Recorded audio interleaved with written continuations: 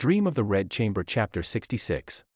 Usually when you analyze this book, you get stuck in the high-level stuff, the mythology, the poetry, the tragic destiny of the aristocracy. But today we're going downstairs. We're going straight into the servants' quarters. It's such a fascinating shift in perspective. You really can't understand the pressure cooker of the Gia household without understanding how the staff sees the management. Right. We get exactly that. We are essentially eavesdropping on a very candid, very unsafe for work performance review of the main character, Bayou. And it is not the glowing review you might expect. We're looking at a conversation between the Yu sisters, that's Yu Urji and Yu Sanji, and a servant named Shinger. And honestly, Shinger is brutal. Oh, absolutely bold. Like, if I were Bayou and I heard this, I'd be completely devastated. Yeah. But it sets up this incredible exploration of public reputation versus private character. That's the core theme here, really. It's the gap between who Bayou actually is and who the world thinks he is. And then right after that, the text pivots hard into one of the most intense romantic vows in all of literature. Yes, the Yu Sanji situation, Hmm. which is wild. But let's start with the gossip. Hinger is basically holding court, and he starts tearing into Bayou. He doesn't call him evil exactly. He calls him, well, useless. Useless is the subtext, yeah. But the specific critique is about his refusal to play the game. Shinger points out that Bayou is the only one in the family who hasn't attended a proper school. Right. And he uses this phrase that I think we really need to unpack. He talks about the 10 years by the cold window. I love that image. 10 years by the cold window. It sounds so romantic, but in this context, it's a grind, isn't it? It is the ultimate grind. It refers to the Confucian ideal of spending a decade in total isolation, just studying the classics to pass the civil service exams. Because that was the only way up. Exactly. That was the only ladder to legitimacy for a man of his class. And Jinger is saying that Bayou has looked at that ladder and just walked away. He dislikes reading. He dislikes what they call the economy of the world. Which, to a servant whose entire job security depends on the family staying in power? Yeah. I mean, that must look like absolute insanity. It looks like self-sabotage. Jinger actually calls him mad or eccentric. Yeah. He says, what he says people don't understand. What he does, people don't know. Wow. To the staff, Bayou is a black box. They can't predict him, and that makes them extremely nervous. There's this one specific line Jinger uses that really stuck with me. He's talking about Bayou's looks versus his personality. He says outsiders see a handsome, clear-looking guy and assume he's smart. But then he says Bayou is outwardly clear but inwardly turbid. Inwardly turbid, yeah. It's a devastating insult in this culture. It sounds like he's calling him a swamp. But turbid here doesn't mean evil, right? It just means muddled. Right, muddled or chaotic. Think of clear as meaning structured, ordered, following the rules. Turbid means messy, blending things that shouldn't be blended. And Jinger explains exactly why he thinks this. He complains that Bayou has no rigid, soft distinction. This is the part that feels so modern to me, yet so backward to the servant. Jinger is mad because Bayou hangs out with the maids too much. Yes. He says when Bayou is happy, there's no high or low. He treats the servants like friends. And when he's upset, he just ignores them. He doesn't yell, he doesn't beat them, he just checks out. And that terrifies the servant class. Why, though? I mean, if you're listening to this today, you'd think a boss who doesn't beat you is a good boss. In a modern context, sure. But in a strict feudal hierarchy, safety comes from order. If the master acts like a master, the servant knows their exact place. Right. If the master dissolves that boundary, if he's turbid, and mixes the high and low, then the whole structure collapses. Jinger literally says, therefore nobody fears him. And to Jinger, a master who isn't feared is defective. He's muddled. So Bayou's egalitarianism, which is usually what we see as his best trait, is interpreted by his own staff as a lack of intelligence. That is such a fascinating disconnect. It's tragic, really. Bayou is trying to connect on a human level, but the system he lives in simply doesn't have a category for that, so they slap the label madness on it. But not everyone at the table buys a Jinger's analysis. And this is where Yusinji steps in. I have to say, Seiji is quickly becoming one of my favorite characters in this section. She doesn't just nod along with the gossip. She actively pushes back. She acts as the ultimate defense attorney here. She argues that Bayou isn't muddled at all. He's just operating on a totally different internal logic. She attributes it to him being raised among women, which gave him this feminine gentleness that men like Jinger just can't decode. And she brings receipts. She tells two specific stories to prove that what looks like madness is actually extreme consideration. The first one is the funeral story with the monks. Yes, this is a classic misunderstanding trope. There was a funeral service. Monks were circling the coffin, doing their rites, and Bao Yu goes and stands right in front of the women, totally blocking them. Which from the outside looks like he's being a total jerk. He's crowding them. He's in the way. Everyone thought he was rude or just ignorant of basic etiquette. Exactly. But Sanji reveals the back-end logic. Bao Yu later explained that he was worried the monks who were traveling and maybe hadn't washed recently would smell bad. He was a human shield. Yes. He was effectively acting as a human shield against body odor. That is hilarious. He was protecting their noses. But the key thing is he didn't tell anyone what he was doing, did he? No, and that is very Bao Yu. He does the considerate thing, but he doesn't explain it, so he just takes the hit to his reputation. The second story is even more subtle. It's the teacup incident. I actually had to read this one twice to catch the nuance. It's a blink and you miss it moment, for sure. So Bao Yu had been drinking tea. Sanji asked for some. A servant went to pour fresh tea into Bao Yu's used cup, and Bao Yu immediately stops her. He says, "I've made it dirty. Wash it separately before bringing it." Now, if I'm Singer, I'm thinking, wow, this guy is a snob. He thinks his germs are too special. Or maybe he's just a massive germaphobe. Or that he's just being difficult for the sake of it. But Sanji sees the truth. He wasn't being fastidious for himself. He was being considerate of her. Right. He didn't want the women to have to drink from a vessel he felt he had soiled. He was protecting her dignity. It's such a tiny moment, but it completely proves Sanji's point. Singer sees turbidity and chaos. Sanji sees a guy who is hyper-aware of other people's feelings to the point where he looks weird to the normies. Sanji's is the only one who correctly identifies that Bao Yu prioritizes emotional truth over social ritual. She concludes that he gets along with girls because he understands them, but he doesn't fit the mold of the outside world, so he gets misunderstood. Speaking of the outside world and gossip, the conversation naturally shifts to the topic everyone downstairs loves. Who is Bao Yu going to marry? The eternal question in the Jia household. And Shinker seems pretty confident about this, too. He lays it out like it's a done deal. He says Bao Yu is absolutely destined for Miss Lin Daiyu. He does. He claims the only reasons they aren't officially married yet are her poor health and the fact that they're still a bit young. But listen to his prediction. He says in 3 or 2 years, the grandmother, old Tai Tai, will speak and it will be settled. He says there is no uncertainty. No uncertainty. That absolutely kills me. Because if you follow Bai Yu and Dai Yu's internal monologues throughout the book, uncertainty is literally the only thing they feel. They're constantly anxious about whether this match will actually happen. That's the brilliance of the author's irony here. The view from below stairs is that this is a lock. It's obvious. It's inevitable. But above stairs, in the actual hearts of the characters, it's a complete minefield of doubt. It really highlights how disconnected public perception is from private reality. So we're deep in this gossip session, right? We're analyzing Bai Yu's love life, looking at the teacups and the monks, and then boom, reality crashes in. A servant named Longer bursts into the room. The master, Jialian, has a secret mission. And it's not a casual business trip. He's being sent to Pinyin Zoo, or Peace Prefecture. The text calls it a machine secret, which implies something highly confidential, political, and maybe a bit dangerous. The urgency is real. He has to leave in 3 to 5 days, and the trip itself is going to take about half a month. But before he goes, he has this one massive loose end he needs to tie up, which is Yu Sanji's marriage. Right. He's been trying to find a match for her to get her settled, and with this dangerous trip looming, he needs to close the deal. He can't just leave her hanging while he's gone for weeks. This is where the tone shifts completely. We go from snarky servant gossip to high drama. Yu Urji, the sister, basically tells Jialian, "Don't worry, go on your trip. Sanji has made a decision." And it's not just a decision, it's an ultimatum. Sanji enters the chat, and she lays down terms that are breathtakingly absolute. It's so intense. She says she isn't just looking for a husband. She is waiting for one specific man. She says, if he doesn't come for 1 year, I wait 1 year.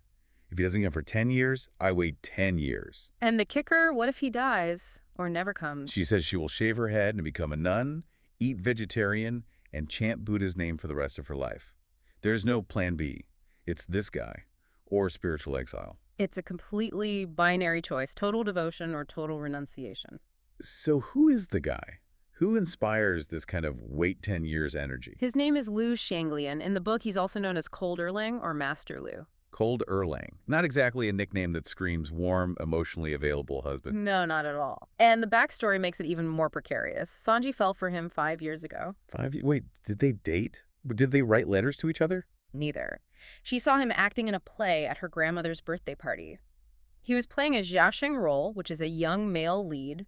She saw him on stage, saw his quality, and decided right then and there, that is the man. I will not marry anyone else. That is just, wow. That is a massive amount of projection. She's in love with an image she saw on a stage half a decade ago. It is the absolute definition of a parasocial relationship, magnified by incredibly high stakes. She is holding on to a memory of a performance. What does Jia Lian think about all this? Because he actually knows Lu Xianglian, right? He does know him. They're friends. And interestingly, Lu Xiangli is also best friends with Bao Yu, but Jilian's reaction is very telling. He admits she has an eye for quality. He agrees Lu is handsome and very capable, but he gives her a serious warning. He warns her about his personality. Yes. He describes Lu Xianglian as Baozi, beautiful, but cold-faced and cold-hearted. He uses the phrase wu qing wu yi, which means ruthless or lacking in sentiment. He says Lu is cold to almost everyone he meets. This contrast is fascinating to me. We just spent the first half of the discussion defending Bao Yu, who is warm and turbid and profoundly empathetic. Sanji defends him. She gets him. But when it comes to her own choice, she picks the guy who is explicitly described as cold and ruthless. It's a profound psychological contradiction. Maybe she feels that Bayu's warmth is too messy, too turbid. Maybe she thinks Lu's coldness represents a kind of purity or masculine strength. Or maybe, like a lot of people, she thinks she's the one woman who can finally melt the ice. Whatever her reason is, she does not care about the warning. Jia Lian even points out that Lu is currently a fugitive. Right, minor detail. Lu Xianglian actually beat up Su Pan the shoe idiot the previous year and had to flee the capital. Jia Lian says he has duckweed tracks and wave traces. He's a wanderer. He might not be back for years. Duckweed tracks. That sounds so poetic for what is basically a homeless fugitive. But Sanji is totally unmoved. She doubles down, and to prove she's serious, she does something incredibly dramatic. She takes a jade hairpin out of her hair. And she snaps it in two. She just breaks it. She says, if one sentence is untrue, let it be like this hairpin. You really have to visualize the physicality of this. Jade is tough. Breaking it takes actual force. It's a violent act. A broken hairpin is a traditional symbol of a broken bond or a life cut short. She is effectively saying, I will break myself before I break this vow. And the change in her behavior after that is instant. It's like a switch flips in her brain. Completely. Before this moment, she was chatting, joking, maybe a bit flirtatious with her brother-in-law, but the text says she immediately retreats to her room. She adopts non-ritual moving, non-ritual speaking. Which means she starts acting like a widow. Yes. Strict adherence to propriety. No more jokes. She starts eating vegetarian immediately. She puts herself on lockdown. She effectively becomes a nun before she even knows if he's coming back. The scene shifts abruptly. Have you ever seen a bitter rivalry instantly transform into an unbreakable bond of brotherhood? Oh, it's wild when that happens. Right. A situation where two people who just completely despised each other suddenly become willing to lay down their lives for one another. Yeah. We get this concentrated dose of how quickly fortunes and relationships shift when the characters are removed from the stifling confines of the capital. Right. Out on the road, the rules change entirely. They really do. Okay. We find Jia Lian traveling along the Pinyin Prefecture Road. Not an easy journey. No, not at all. He's been writing for 3 days. The text describes a grueling pace, traveling by day, resting by night. Enduring severe hunger. And thirst, yeah. It paints a picture of this harsh frontier that is just so far removed from the manicured gardens. It's a completely different world out there. Right. So right in the thick of this exhaustion, he crosses paths with a caravan, about a dozen people on horseback. Just appearing out of nowhere. Exactly. And as they approach, Jillian realizes he actually knows the leaders. And this is where the isolation of the frontier forces a collision of characters who would normally be navigating a much wider, more complex social orbit back home. It's Zhu Pan and Lu Xianglian. Which is mind-blowing. It catches Jillian entirely off guard. I mean, you know the history here. The last time these two crossed paths, it resulted in a violent, highly public disturbance. A massive falling out. Yeah, after which Lu vanished without a trace just to avoid the fallout, yet here they are. Riding side by side. Conversing easily. Jillian rides up, totally baffled, and they retreat to a tavern where Su Pan recounts this completely crazy rescue story. Su Pan explains he was returning from a prosperous spring trading trip, feeling pretty safe. Right, but he wasn't. No. Just as he reached the Ping Prefecture border, bandits ambushed his caravan. A total nightmare scenario for a merchant. Exactly. They overwhelmed his guards, seized all his merchandise, and at that exact moment, out of nowhere, his former enemy, Lu Jianglian, intervenes. Jumps right in. He scatters the bandits with his martial prowess, recovers the stolen goods, and ultimately saves Zhu Pan's life. And Zhu Pan, operating on his standard mercantile logic, immediately attempts to compensate Lu. Of course he does. He offers a massive reward, but Lu refuses the payment. What's fascinating here is the clash and subsequent merging of class values. You have Zhu Pan, representing merchant class wealth, attempting to quantify Lu's martial, wandering honor through a financial transaction. Trying to put a price tag on his life? Right. But Lu's refusal of payment strips the encounter of its commercial nature. It forces a debt of life rather than a debt of silver. Which leads to them becoming sworn blood brothers. Instantly. It's such a swift shift in dynamics. A shared brush with death seemingly erases a grudge that had fractured their social circles just months prior. It underscores the fluidity of alliances when survival is on the line. The rigid social hierarchies soften on the frontier. Yeah, they really do. Zhu Pan's merchant capital and Lu's martial prowess, previously at odds, suddenly complement each other perfectly when that veneer of high society is stripped away. Their future plans absolutely reflect this new synergy. Lu mentions heading south to visit an aunt, Right. while Zhu Pan plans to return to Beijing to settle his business affairs. And once that's done, Zhu Pan promises to purchase a house for Lu. He wants to buy him a house and arrange a marriage for him. So they can live as close as brothers, yeah. Yeah. He wants to integrate this wandering martial artist into his settled, affluent lifestyle. And that mention of marriage acts as the catalyst for the next major movement in this chapter. Jia Lian shifts instantly into salesman mode. He seizes the opportunity. You really go. He pitches a perfect match. Third sister Yu, the younger sister of his own newlywed wife. He frames it as an ideal arrangement that binds their networks together seamlessly. Notice the critical detail Jia Lian deliberately omits during this pitch, though. Oh, it's a huge omission. He never mentions that third sister. You had already explicitly chosen Lu for herself long before this encounter. He leaves that part completely out. He packages the proposal entirely as his own diplomatic, brilliant matchmaking. The prevailing interpretation of this scene is that Jia Lian needs to maintain patriarchal control over the narrative. Presenting her as a passive gift. Exactly. A gift he is bestowing, rather than a woman exercising her own agency. I see your point about maintaining authority, but couldn't we also read Jia Lian's omission as a practical way to protect third sister Yu's reputation? How so?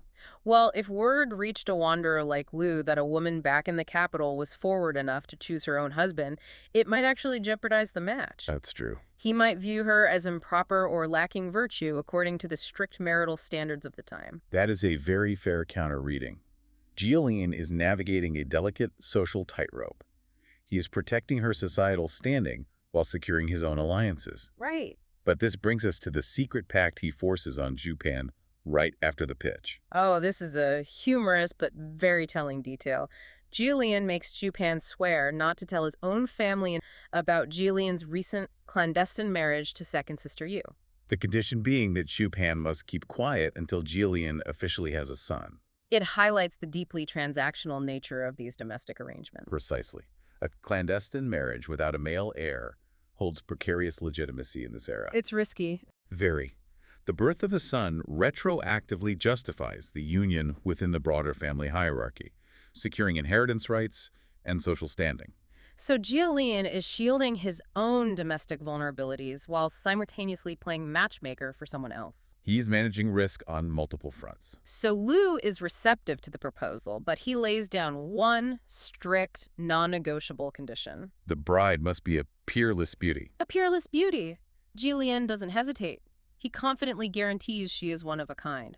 Satisfied, Lu agrees to visit by mid-month to finalize the betrothal. But an agreement made in a roadside tavern lacks the institutional weight of a formal arrangement in the capital. Here's where it gets really interesting. Jia Lian suddenly pumps the brakes. He realizes the problem of trust. Yes, he tells Lu, I trust you, but I also know your nature. He characterizes Lu with the idiom water flowing and flowers falling. Let's examine the linguistic weight of that idiom. Water flowing and flowers falling isn't just saying someone is a wanderer. It's much deeper than that. It carries a poetic connotation of fleeting beauty, impermanence, and a lack of attachment to earthly roots. It is an inherently unstable foundation for a binding social contract like marriage. Jia Lian identifies the core risk. If Lu's water-flowing nature takes hold and he simply disappears, drifts away again. Third Sister Shu's reputation is ruined. Exactly. She becomes a woman publicly promised to a ghost. So Jia Lian demands a physical betrothal gift on the spot, a tangible guarantee. He requires physical collateral to weigh down Lu's ethereal nature. Lu, claiming the poverty of a traveler, says he lacks gold or silk, and he needs his standard sword for self-defense on the road. So what does he offer? He retrieves the only thing of value he has from his luggage, his family heirloom, the Yuan-Yang double swords. If we connect this to the bigger picture, the cultural weight of this gesture is profound. You know that Yuan-Yang refers to Mandarin decks. Right, which symbolize inseparable romantic pairings in Chinese culture. Exactly. Offering these specific swords acts as the ultimate collateral. It is Lu anchoring his duckweed nature, which is another term he uses to describe his rootless existence, to a permanent promise. And the physical description of these weapons is just incredibly vivid. I want to describe this for you. The scabbard is heavily ornate, carved with dragons and mythical beasts, and it's encrusted with sparkling jewels. The jeweled scabbard itself provides a sharp irony. A man claiming poverty on the road is carrying a king's ransom in gems on his hip. Yet he views its value strictly in terms of lineage and honor. Not commerce. He wouldn't dream of selling it, but he will surrender it for a vow. And when you draw the hilt, you find two interlocking blades inside that single scabbard. One engraved Yuan, the male duck, the other Yang, the female duck. The metal is described as cold and bright as autumn water. Consider the striking duality here. He is taking a lethal weapon, two blades forged for violence, and he's presenting it as a token of domestic harmony. A tool of severing used as a bond of union. It embodies the underlying tension of the entire novel. The friction between rigid social expectations and volatile human passions. That friction is absolutely palpable when the narrative shifts from the open road back to the claustrophobic household in the city. The contrast is stark. While the men are out having these adventures, forging alliances, fighting bandits, and making grand plans in taverns, Second Sister Yu has placed her household under strict lockdown. The expansive mobility of the men actively highlights the forced immobility of the women. Their lives are essentially put on pause. And Third Sister Yu's psychological state is captured in this amazing phrase, resolute as chopping nails and slicing iron. Let's dive into that imagery. Chopping nails and slicing iron is typically reserved for describing unyielding military resolve or a martial artist's discipline. It's very intense. Using it to describe a young woman waiting in a domestic setting is jarring. It contrasts the violent metallic imagery of her mental fortitude with the literal metallic violence of the swords she waits for. Her agency, unlike the men's physical agency on the road, is entirely internalized into sheer, unbending endurance. She endures lonely nights, isolating herself from outside affairs. She survives purely on the hope of his return. Her entire existence is tethered to a promise. Yes. When Jia Lian returns home to the capital and presents the Yuan-Yang swords to her, she is overjoyed. She hangs them by her bed, looking at them daily. Those cold blades represent that her future is finally secure. They are her soul tethered to the outside world. Her daily survival now pivots on the promise embodied in that steel. But immediately after this intense emotional beat, the text delivers a really harsh reality check on the business side of things. The dowry. Right. Jia Lian goes to report the successful match to the patriarch, Jia Zhen. But Jia Zhen is totally distracted by new social acquaintances. He doesn't care about the details at all. He barely listens, tells Jia Lian to handle it however he sees fit, and just casually tosses him 30 taels of silver for the dowry preparations. This detail requires us to look at the economic reality of the era. 30 taels of silver is not a negligible amount for a commoner. Sure. But for the leader of the immensely wealthy Jia family, funding a marriage that dictates a woman's entire fate, it is an insult. A modest banquet in their circles would cost significantly more. So it's basically the equivalent of tipping a valet to handle a life-altering event. Exactly. It points out the bitter irony here. Jia Zhen's casual, dismissive attitude toward the marriage perfectly contrasts with Third Sister's intense, life-defining devotion to it. It really shows how little these women's fates matter to the powerful men in their orbit. The disparity in stakes is just staggering. It truly is. Despite Jia Zhen's dismissal, the plans move forward. We get all the pieces in place. August arrives, right on schedule, and Lu Zhanglian enters. He immediately visits Aunt Shu and Shuki. And the narrative adds a touch of humor from the text during this reunion. Shu Pan is sick in bed. The wealthy merchant couldn't handle the reality of the road. Right. Despite his grand tales on the road, he was unaccustomed to the harshness of travel. The wind, the frost, the bad water. His body gave out the moment he returned to luxury. It humanizes him, but it also serves to physically humble the merchant class in the presence of the martial wanderer. Lu actually has to enter Su Pan's sick room to catch up. And Aunt Shu harbors absolutely no resentment over their past feud. She has completely forgotten any old grudges. She focuses entirely on her gratitude to Lu for saving her son's life. And recovering their livelihood, yeah. Yeah. The family embraces him, informing him that everything for the wedding is prepared. They are merely waiting to select an auspicious date. And Lu is overwhelmed with gratitude himself. The promise made on a desolate road has materialized into a warm, welcoming family. It creates the illusion of a perfect, harmonious resolution. Okay, let's shift scenes. We're grappling with a really heavy question right off the bat. We really are. Because we're asking, how much weight does a reputation actually carry? And, more importantly, what's the actual cost of second-guessing love? Yeah, that's the core of it. Can a single moment of doubt, just one hesitation based on gossip, lead not only to tragic ruin, but also to a completely shattering spiritual awakening? Right, which is a massive setup. But honestly, it's really the only way to approach the material we have for you today. Exactly. And I just want to say, for anyone who thinks classic literature is just, people sitting around drinking tea and writing poetry. Oh, prepare to be surprised. Seriously, Yeah. this reads like a psychological thriller. It absolutely does. It goes from this light romantic engagement to a bloody tragedy and then straight into high-level philosophy in the span of just a few pages. It gives you whiplash. We're unpacking the story of two central characters, Yu Sanji and Lu Xianglian. So let's set the stage with these players. First, we have Yu Sonji. Right. And from the text, we get the sense that she is a woman of incredible, almost peerless beauty. But she's in a really precarious position. Yeah, she has a pretty tarnished reputation. She's essentially a woman in a trap. In the context of this novel, she's the stepsister of a woman who married into the Ningguo house. And without getting completely bogged down in the massive family tree of this book. Right, because it is massive. Yeah, the important thing for you to know is that just her proximity to this specific house has ruined her name. Exactly. She is seen as fallen or loose simply by association. So she's marked. But she does have agency, doesn't she? I mean, she isn't just sitting around waiting to be saved. Oh, no, quite the opposite, actually. She sees this particular marriage match as her one shot at redemption. Her way out. Yeah. She is actively trying to pivot from this chaotic past to a virtuous future. She has picked out the man she wants, and she genuinely believes this union will clean the slate. And on the other side of this, we have the man in question, Lu Xianglian. Yes. And the text introduces him with a nickname that I think pretty much tells us everything we need to know. The Cold Second Master. The Cold Second Master. It's such a great nickname. It really is. He's a wanderer. He's an amateur actor, a martial artist.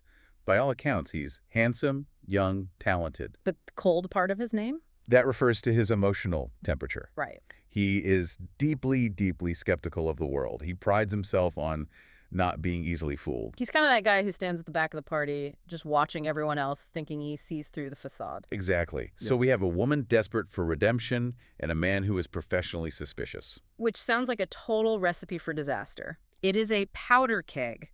And the spark gets lit almost immediately in this chapter. So the scene opens basically after Xianglian has agreed to marry Sanji. He's engaged. He's met her brother-in-law on the road, they've struck a deal, and he's handed over a very significant pledge. The Mandarin duck sword. Yes. And we need to understand that in Chinese culture, Mandarin ducks are the ultimate symbol of lifelong coupling. Because they mate for life, right? Exactly. So handing over a Mandarin duck sword isn't just a casual gift. It's a binding contract. It absolutely is. It essentially says, I am yours. Okay, so he's engaged, he should be thrilled. But instead, he goes to visit the protagonist of the novel, Bai. And the dynamic here is fascinating. It really is. They meet up, and the text says they are like fish in water. Right. Very comfortable with each other. But Xianglian has a clear agenda here. He starts asking about Bayu's cousin, Jialian, and this secret marriage to Sanji's sister. He's digging for information. He is actively fact-checking his own engagement. Precisely. And Bayu, being Bayu, who is often depicted as a bit naive or just purely good-natured, he confirms it. He says, I heard the rumors from the servants, but I don't get involved. Right. But then Bayou flips the script and starts congratulating Jiang Lian. He's like, big joy, big joy. He tells him he's engaged to a peerless beauty who is just a perfect match for him. This is where that cold second master mentality really kicks in. Because most guys, if you tell them, hey, your fiancé is a peerless beauty, they'd be high-fiving you. Oh, absolutely. But Jiang Lian, his internal calculus immediately goes negative. Right. He hears peerless beauty, and instead of being excited, his guard just shoots up. He starts doing the math in his head. He's thinking, if she is such a peerless beauty in this massive, chaotic city, why wasn't she snatched up by someone powerful already? That is incredibly cynical. He's basically thinking, what's the catch? Exactly. If it sounds too good to be true, it's probably a trap. He also starts questioning the rush. He's thinking about how hurriedly this engagement was settled on the road. And he starts to really regret his pledge. He gave her his heirloom, the Mandarin duck sword, and now he's panicking, thinking he acted way too fast. So he pushes Baoyu. He wants the real dirt. He says to him, you're a smart guy, tell me the truth. And this is the turning point. Baoyu reveals that Sanji is related to the Ningguo house. She's the stepsister of a sister-in-law there. And this is the moment everything just explodes. It's the Stone Lions moment. Yes, it is one of the most famous, most devastating insults in the entire book. When Jiang Lian hears she is connected to that specific house, his reaction is completely visceral. He exclaims, the only clean things in that house are the 2 stone lions. I'm afraid even the cats and dogs aren't clean. That is scorched earth. Even the cats and dogs aren't clean. He is completely condemning the entire household. He's basically saying it's a den of absolute iniquity. It implies this total moral rot. Exactly. He is saying that anyone who even breathes the air in that house is sexually compromised. And by extension, Sanji must be dirty too. He doesn't even need to meet her. The address alone is enough to condemn her in his eyes. And look at Bayu's reaction to this. The text explicitly notes that Bayu blushes. Ooh, the blush. That is so telling. It really is. It implies that Bayu knows the reputation of the Ningguo house is terrible, and he can't even honestly defend it. He's caught. Yeah. And Jiang Lian realizes he's just insulted Bayu's family right to his face, so he apologizes for speaking too freely. But the damage is completely done. Right. Jiang Lian makes a decision right then and there. He says, I am not going to be a leftover turtle. Which is a pretty derogatory term. It's a slur. It refers to a cuckold or a man who marries a woman with a promiscuous past. Someone who takes the leftovers of other men. It's a direct attack on his own masculinity and his social status.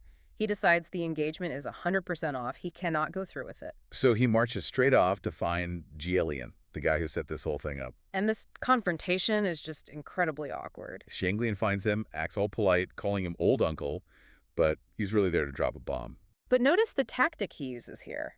He doesn't say, I think your sister-in-law is promiscuous. Right. He doesn't say, I think your house is dirty. He lies. He basically ghosts her to her face, essentially. He tries to save face for everyone involved.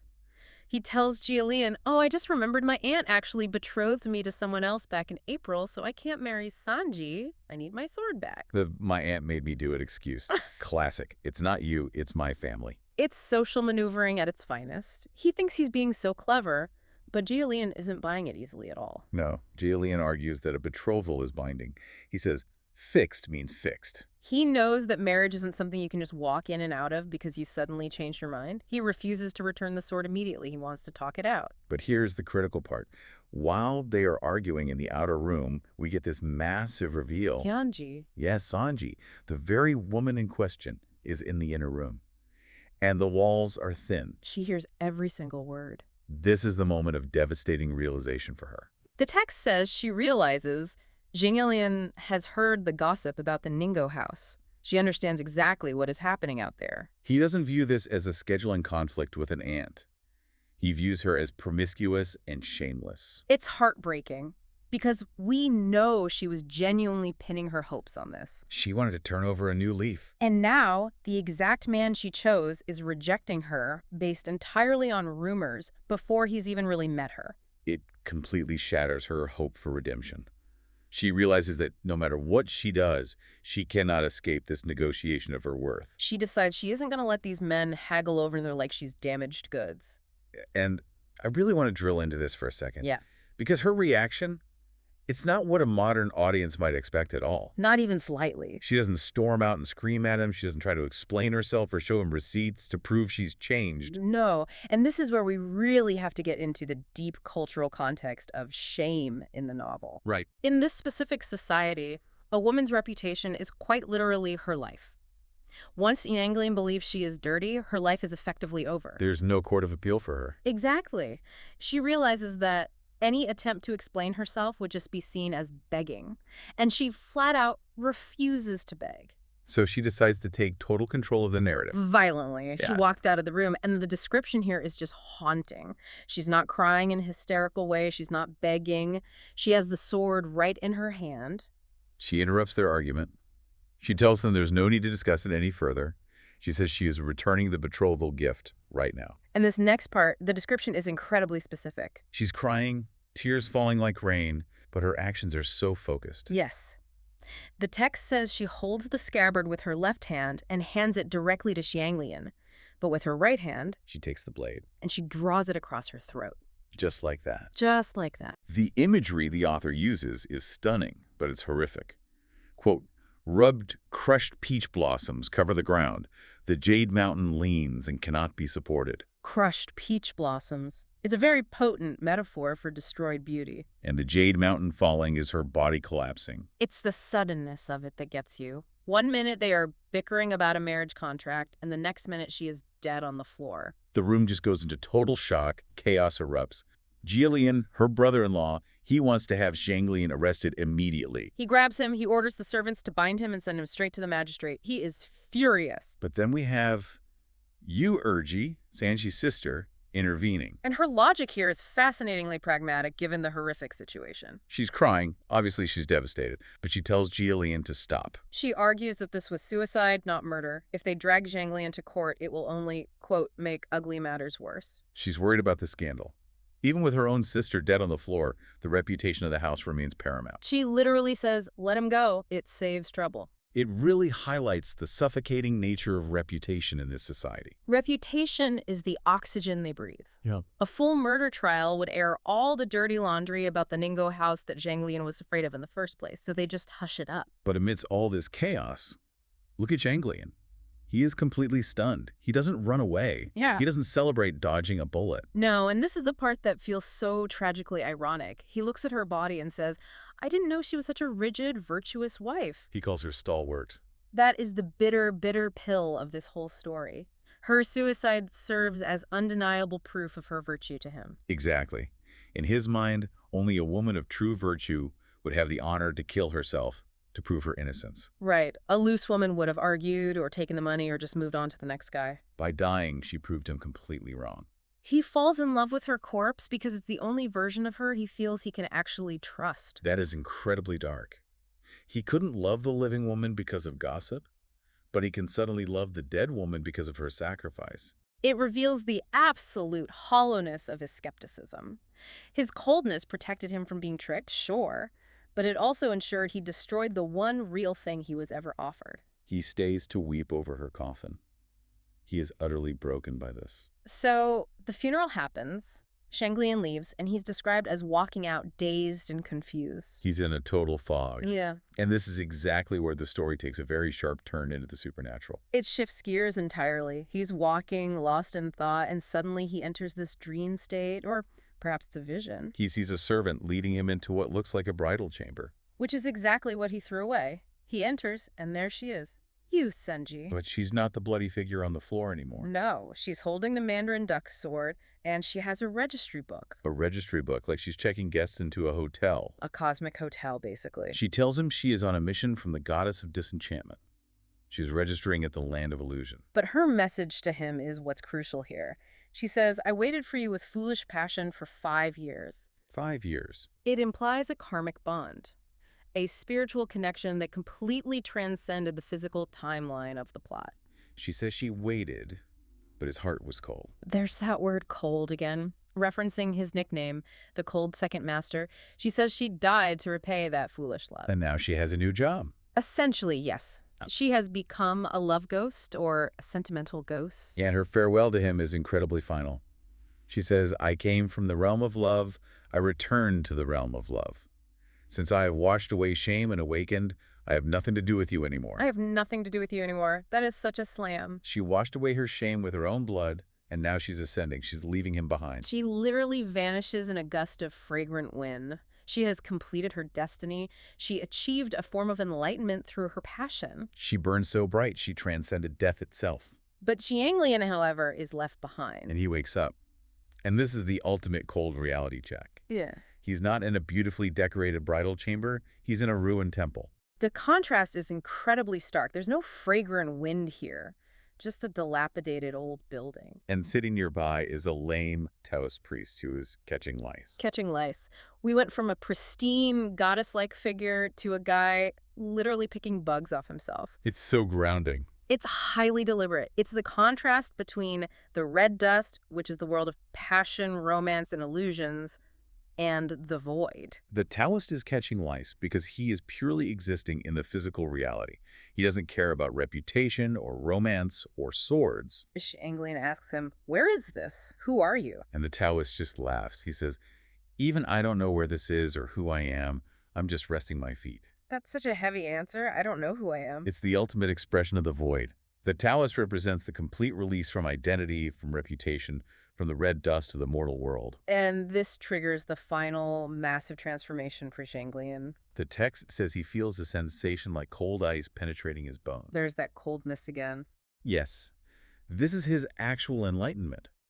But it's not a warm, fuzzy enlightenment where everything makes sense and you feel peaceful. Not at all. It's absolute zero. It's a total disillusionment. He realizes that the passion, the regret, the engagement, the reputation, the shame, it's all entirely meaningless. So he takes the sword, the male sword, the one he insisted on taking back from Jillian. And he doesn't kill himself with it. No. He uses it to cut off his hair. 10,000 threads of trouble. Exactly. In this cultural context, hair represents worldly attachments, your worries, your societal status. It connects you to your family, your ancestors, your place in society. By cutting it off, he is permanently severing his ties to the world. He is essentially deleting his identity. And he just follows the mad Taoist away. He disappears into the unknown. Unknown where they went. That's exactly how the chapter ends.